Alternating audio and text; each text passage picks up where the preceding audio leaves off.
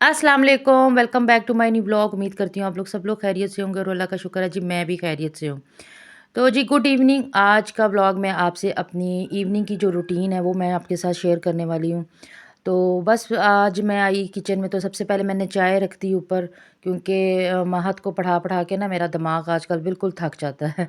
तो मैंने कहा सबसे पहले फ़्रेश होने के लिए चाय बनाते हैं। तो भाई भी आ गए, तो मेरा बेटा कहता है मामा मुझे भूख लगी है, तो कुछ खाने के लिए बना दें। तो मैंने कहा बेटा मैंने तो अभी खाना भी बनाना है, तो आप ऐसा करें बाहर से कुछ ले आएँ। तो वो फिर गया था अपनी मर्ज़ी से, जो है वो रोल वग़ैरह ले आया था। हमारे पास में एक न्यू शॉप खुली है, तो मैंने कहा चलें उसका ट्राई भी हो जाएँगे। तो जिसने मेरा चैनल अभी तक सब्सक्राइब नहीं किया तो जल्दी से सब्सक्राइब कर दें, और मेरी वीडियो कोशिश किया कीजिए कि भाई फुल वॉच किया करें, ताकि हमें भी थोड़ी सी मोटिवेशन मिल जाती है। तो बस यहाँ पे चाय वगैरह की तैयारी हो रही थी, और आज मैंने आपके साथ ग्रेवी वाली चने की दाल की रेसिपी शेयर करनी है, वो आप खुद ही देख लीजिएगा। एक्चुअली आज ना मैंने आपके साथ थोड़ी सी बात करनी थी। बात ये करनी थी कि रात को मैं बैठी हुई थी अपने मोबाइल, मतलब वीडियो एडिट करने के लिए मोबाइल पे।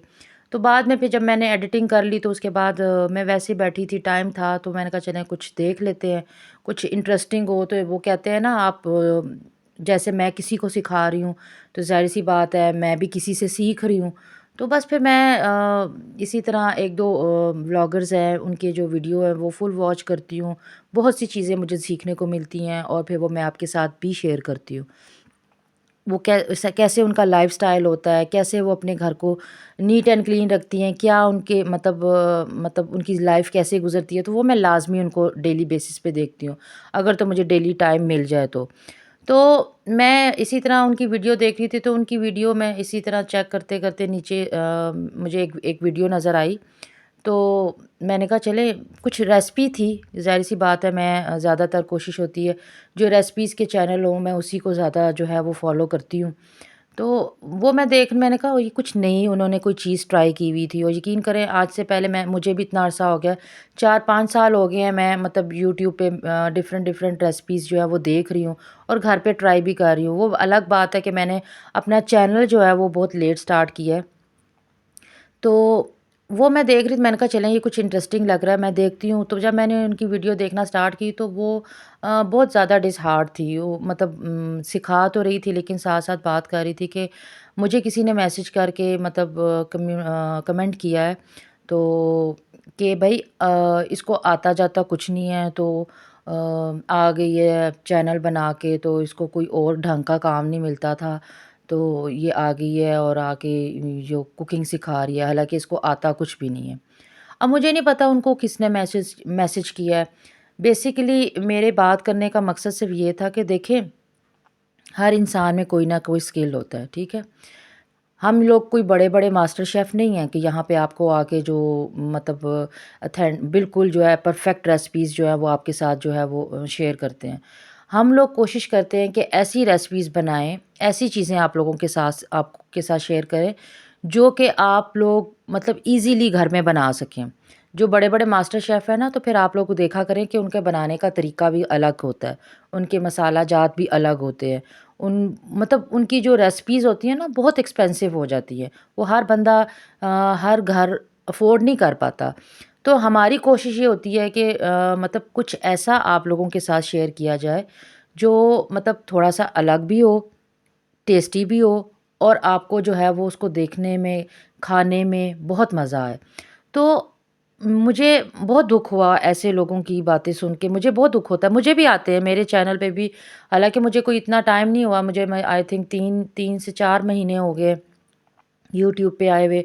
तो बहुत से लोग बातें करते हैं।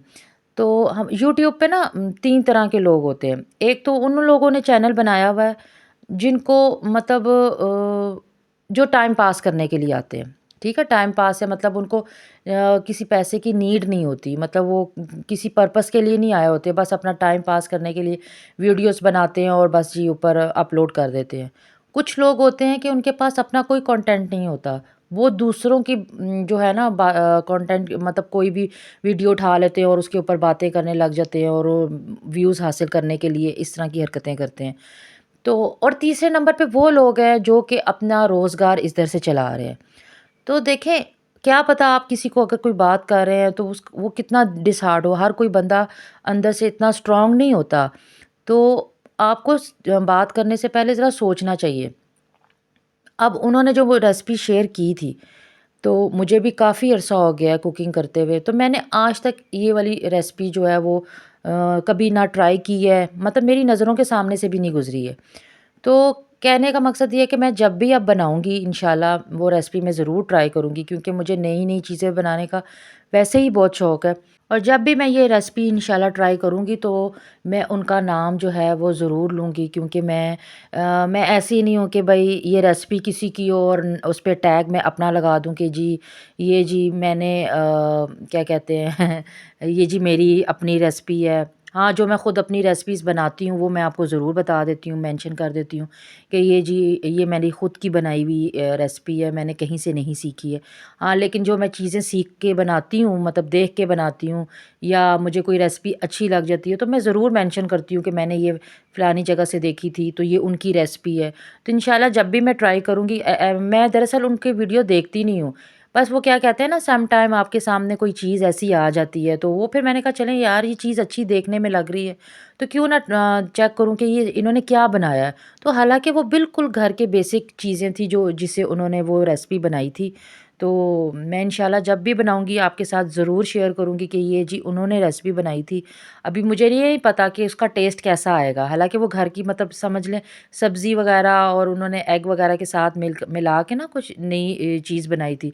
तो यही तो बात होती है, आप कुछ ना कुछ नया क्रिएट करें। जब आप कुछ खुद नहीं कर सकते ना तो फिर दूसरों को बात करते हैं कि भई आपको तो कुछ आता नहीं है और आप आ गई हैं कुकिंग करने। देखिए इतने-इतने बड़े लोग हैं जो हज़ारों के हिसाब से चीज़ें जो हैं वो मतलब हज़ारों के हिसाब से चैनल हैं कुकिंग के। तो क्या वो सब गलत लोग हैं? मतलब क्या उनको सब तो मास्टर शेफ़ नहीं बैठे हुए ना यहाँ पे। तो हाँ, एक्सपीरियंस के बेस पे हर कोई काम करता है, सिखाता है। मैं भी अपने एक्सपीरियंस के बेस पे ही आपके साथ हर चीज़ शेयर करती हूँ।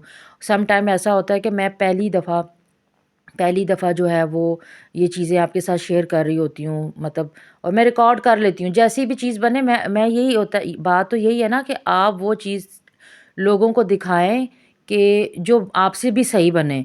अगर आपसे खुद सही बन नहीं रही है, आप चीज़ें अपनी ख़राब कर रहे हैं और लोगों को कह रहे हैं नहीं बहुत अच्छी चीज़ है, बहुत मैंने ऐसे भी यूट्यूबर्स देखे हैं जिनको कुछ हकीकत में कुछ नहीं आता लेकिन लोग उनको भी पसंद करते हैं।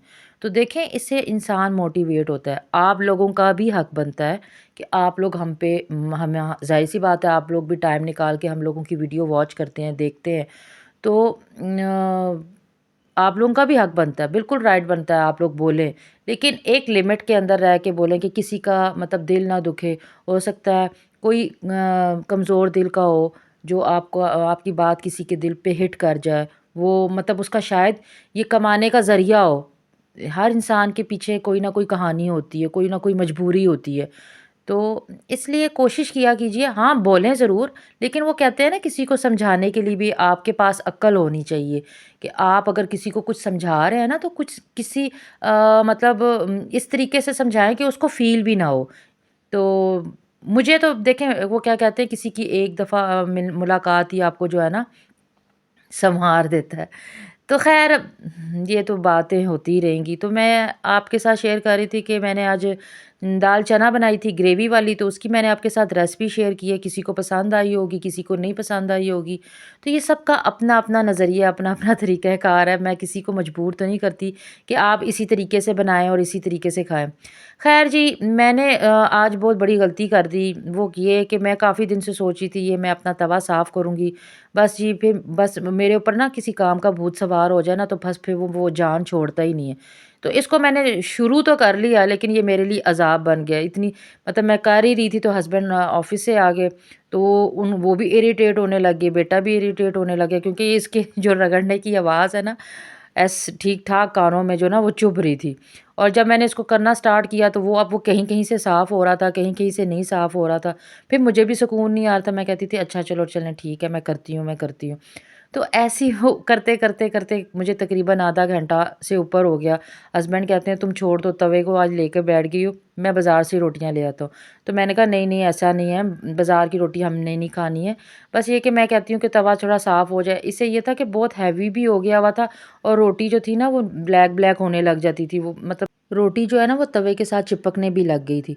तो फिर मैंने यही किया, मैंने कहा चलें आज मतलब वो क्या कहते हैं, काम स्टार्ट करने से पहले मैंने कहा नहीं, आज हर कीमत पे जो है वो मैं आपके साथ जो है ना वो ये शेयर करूँगी कि मैंने कैसे जो है वो अपने तवे को साफ़ किया। बिल्कुल हल्का कर दिया मैंने, मेहनत तो बहुत की, तो बातें भी बहुत सुनी। तो लेकिन ये कि मैंने तवे को जैसे-तैसे भी था मतलब 90% मैंने साफ़ कर लिया, 10% अभी भी जो था वो रह गया था। तो जब भी आप ये तवा वगैरह साफ़ करें ना तो डायरेक्ट रोटी उसके ऊपर मत डालिएगा। ऐसा कीजिए, थोड़ा-सा ऑयल लेके ना तवे पे डाल के तो उसको टिश्यू के साथ अच्छी तरीके से ना उसको आपने रगड़ना है तवे के ऊपर। गरम तवा हो जाए ना तो उसको रगड़ना है, तो थोड़ा-थोड़ा जो भी उसका ब्लैक हिस्सा होगा ना, तो वो फ़ौरन से उतर जाएगा। और जब आप पहली रोटी डालेंगे ना तो 1-2 सेकंड के बाद ना रोटी को तवे से अलग करने की कोशिश कीजिएगा। तो मैंने भी ऐसे ही किया था। अगर आप थोड़ी देर ज़्यादा देर छोड़ देंगे ना तो तवा, क्योंकि उसकी जो बेस है वो थोड़ी-सी पतली हो जाती है, ज़ाहिर-सी बात है। तो इसकी वजह से अब देखिए आज कितनी मज़े की और इतनी ज़बरदस्त रोटियाँ बन रही हैं ना आजकल मेरी। तो मैंने आपके साथ ना आटा गूँधने का भी थोड़ा-सा तरीक़ाकार बताया था। आटा गूँधना हर किसी को आता है। देखिए मैं ये नहीं कहती कि किसी को नहीं आता। गूँथने की से मुराद मैंने आपको ये शेयर किया था कि जो मेरी हमारे जो छोटी बच्चियाँ हैं जो सीख रही हैं, हो सकता है वो मेरा चैनल देख रही हों, तो उनको आटा गूँथने में थोड़ा-सा प्रॉब्लम होती हो, तो फिर मैंने उनके लिए ये जो चीज़ थी ना वो किया था कि मैंने उनके आटे के बीच पानी डाला था और डाल के फिर मैंने उसको गूँथ के तो उसको ऐसे ही रफ़ली सा जो था ना छोड़ दिया था, ऊपर से हल्का सा पानी का छींटा दे के। उससे ये होगा कि उसको आपने 10-15 मिनट के लिए ऐसे ही छोड़ देना है। उसके बाद आपने उसको 3-4 दफ़ा जो है ना वो आप मिक्स करेंगे, मतलब गूँधेंगे ना तो वो बड़े मज़े का मुलायम सा आटा जो है ना वो तैयार हो जाएगा। आप मशीन में भी बनाएँगे ना तो ऐसा आटा बिल्कुल भी उस तरह से नहीं बनेगा। तो ये थी मेरी दाल की फाइनल लुक। फिर बस जी खाना वगैरह खाया बेटे की, क्योंकि आजकल तबीयत ठीक नहीं है, तो फिर मैंने उसको दूध के बीच जो है वो मैं कहवा जो डाल के देती हूँ ना, मैंने आपके साथ पहले भी शेयर किया है। तो वो फिर मैंने उसको डाल के दे दिया, फिर वो सोने चला गया और मैं बाकी किचन के काम वाइंड अप करने लगी और उसके बाद फिर मेरी वही रूटीन कि मैं तकरीबन मुझे 2 घंटे, 1.5 घंटा लग जाता है अपने चैनल पे मैंने देना होता है, तो मेरे पास इसी टाइम आजकल टाइम मिलता है। तो मैं इसी टाइम पे जो है ना एडिटिंग रात को कर लेती हूँ, वॉइस ओवर प्लस थंबनेल के ऊपर जो वर्क होता है वो मैं जैसे मुझे सुबह टाइम मिलता है तो मैं उस टाइम पे कर लेती हूँ। उम्मीद करती हूँ आपको मेरा आज का ब्लॉग पसंद आया होगा। Thank you for watching. अल्लाह हाफ़िज़।